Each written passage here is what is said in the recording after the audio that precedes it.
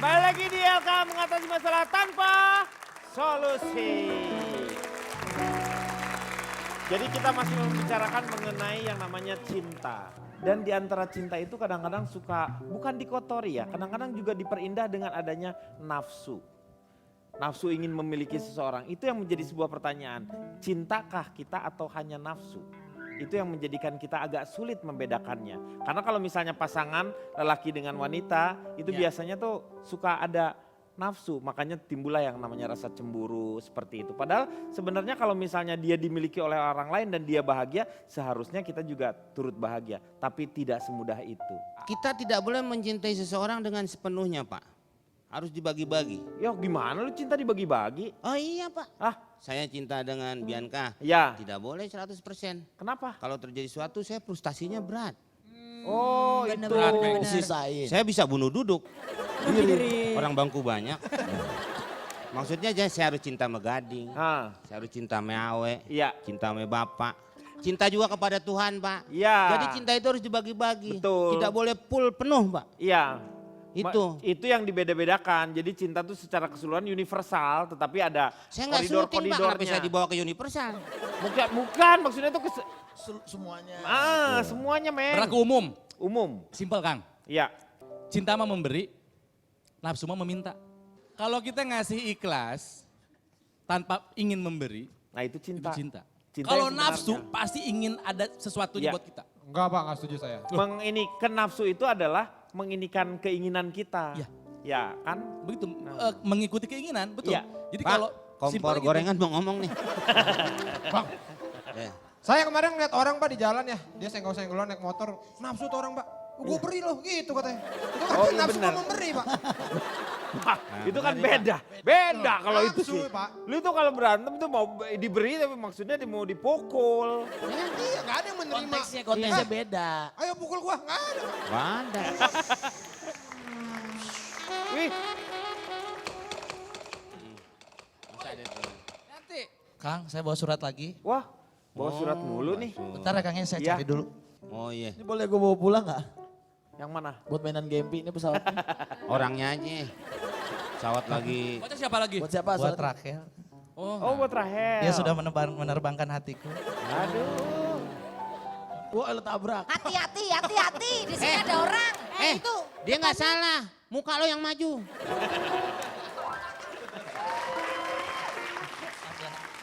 Makasih ya Kang. Ya, Hati-hati. boleh dibaca Rahel. Oh, curhatan juga. Curhatannya dia kalau ini ya. Iya, jadi aku ngirim surat buat diri aku sendiri. Ini diposting oleh Rahel di Instagram atau di Di Instagram. Instagram? Ya. Kadang masih suka nggak nyangka kalau sekarang gue udah jadi istri orang. Baca. Dia ngomong. Baca. Iya, dia lagi baca.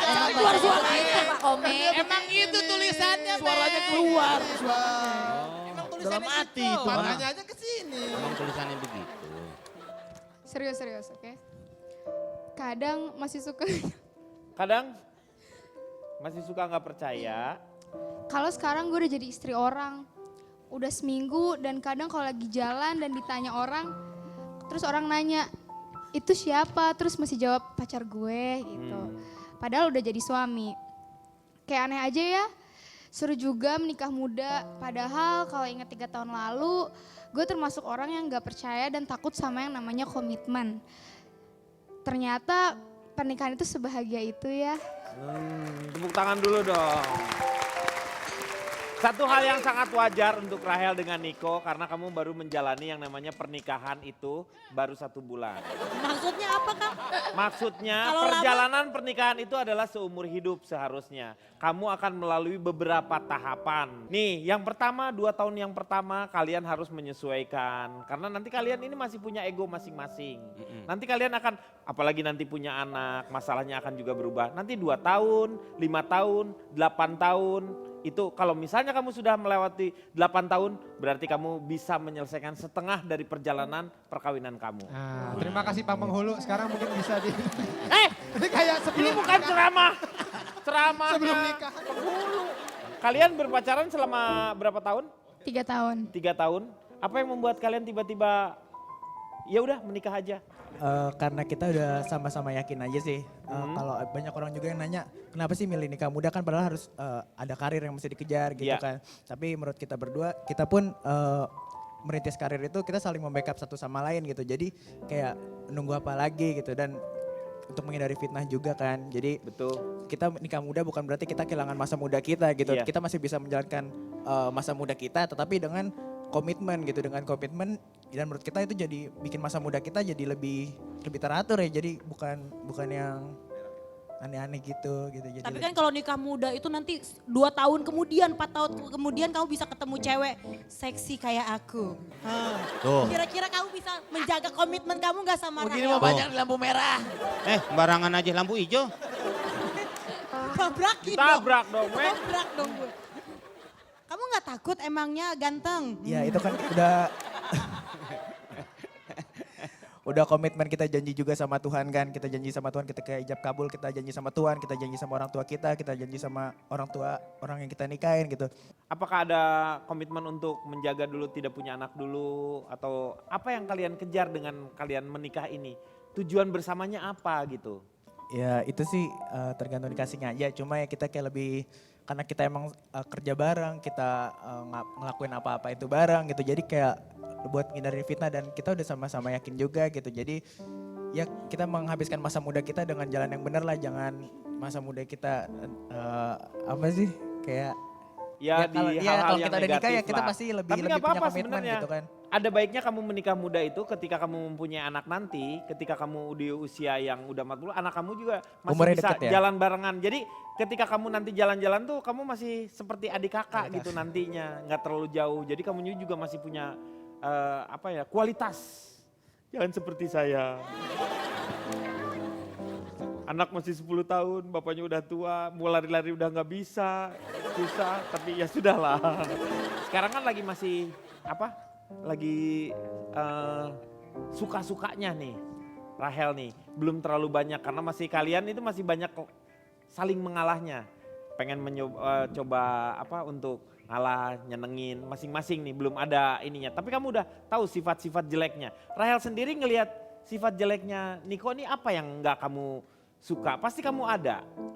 Kalau sebelum nikah sih banyak, cuman karena udah terbiasa ya biasa aja. Cuman kalau pas udah nikah hal-hal kecil sih, kayak misalnya di kamar mandi terus odolnya nggak ditutup, terus kayak jadinya Parah itu kesel parah gitu, sih kok emang nggak itu. ditutup sih, kan jadi Iya benar. gitu deh. Parah sih emang itu. Itu iya, kamu nggak jalan bisa yang dimaafin pertama sama- yang kamu harus lakukan adalah Iya. kamu harus mandi duluan. Beneran. Setelah itu kamu simpan di sikat giginya dia dengan odol yang sudah disiapkan sama kamu. Beneran disimpan situ.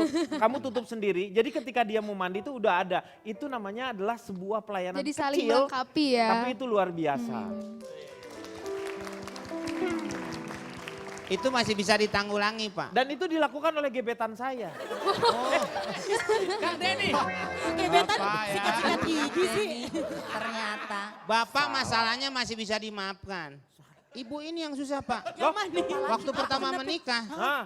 dia suaminya cerita sama saya. Wah, Jadi kenapa? odol bekasnya ditutup, Pak. Hah? Cuman isinya odol dimakanin.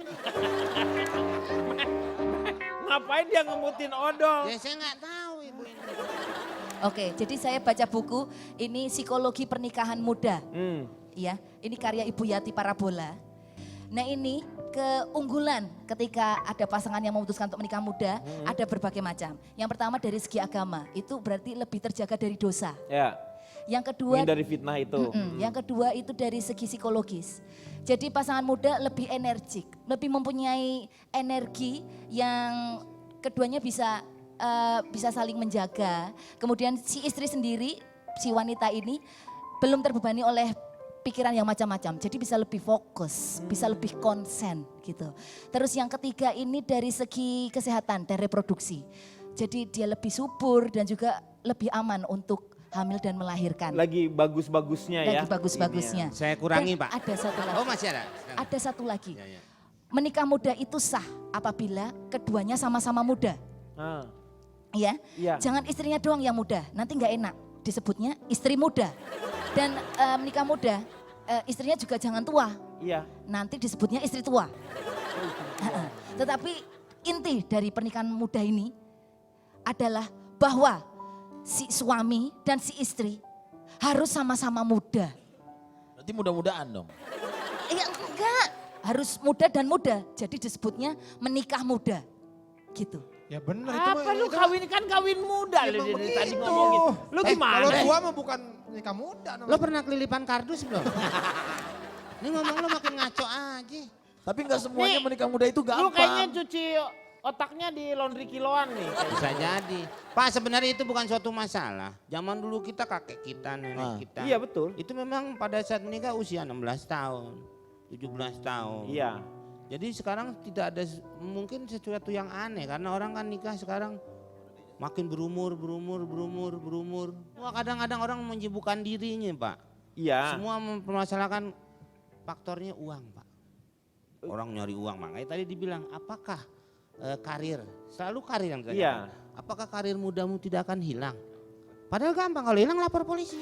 Loh bukan karirnya itu. Bukan Kalau motor. KTP hilang. Iya maksudnya kan itu sebenarnya faktornya Pak. Uang tetap ya. Nah. Nah, itulah. Tapi Tahu kalau Karena siapa? makanya suka kadang-kadang laki-laki terutama ya. Suka kalau diajak nikah tuh belum siap.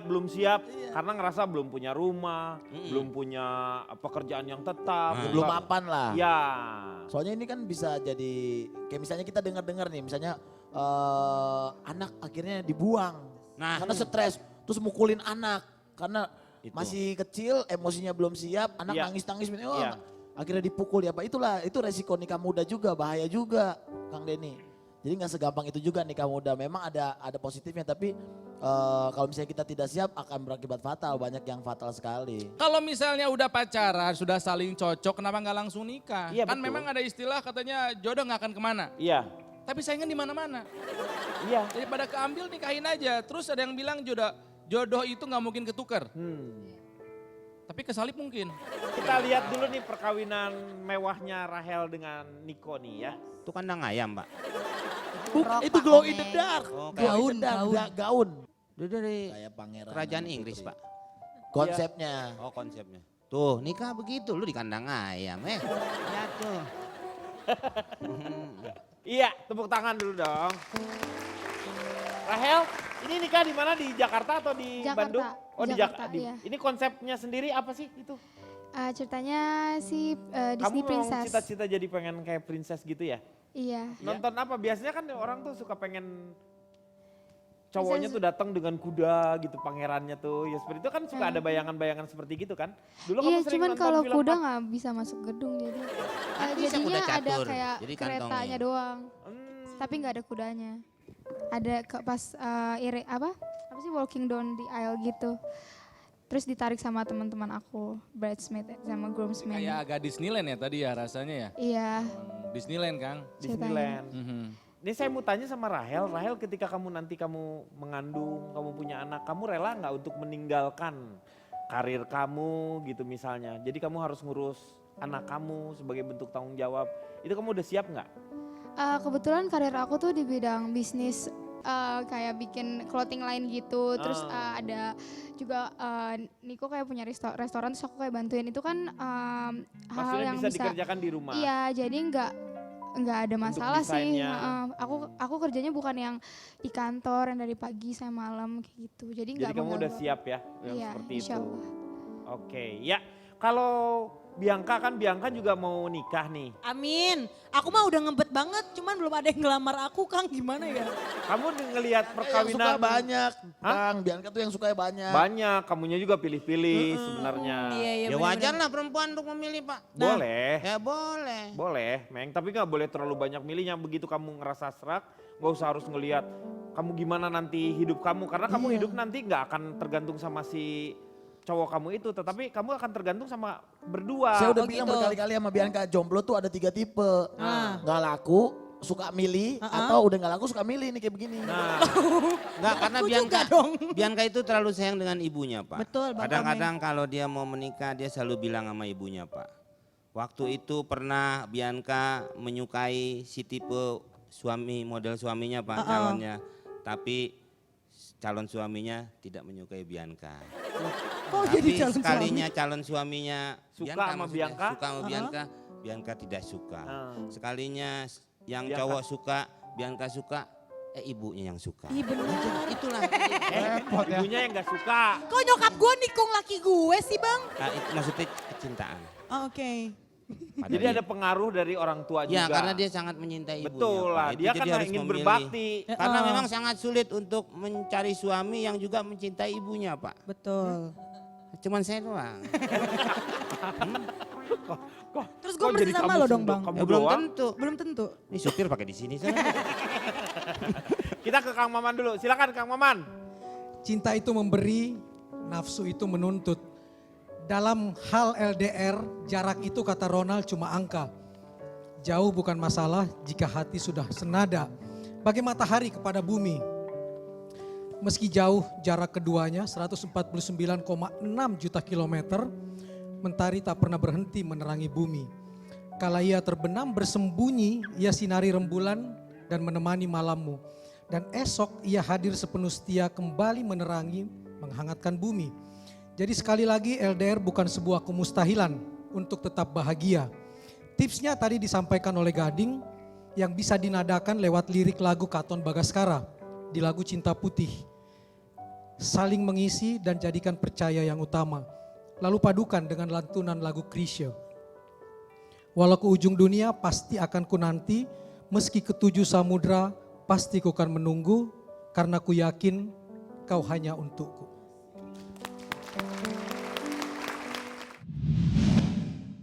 Akhirnya dia nikah lagi gitu kan? Enggak nikah lagi, dia sama ini belum pernah nikah. Belum pernah. Hei, sebelumnya udah nikah mereka. Orang juga udah tahu. Enggak Pak. Dia kan gak nikah. Hei. Walau ke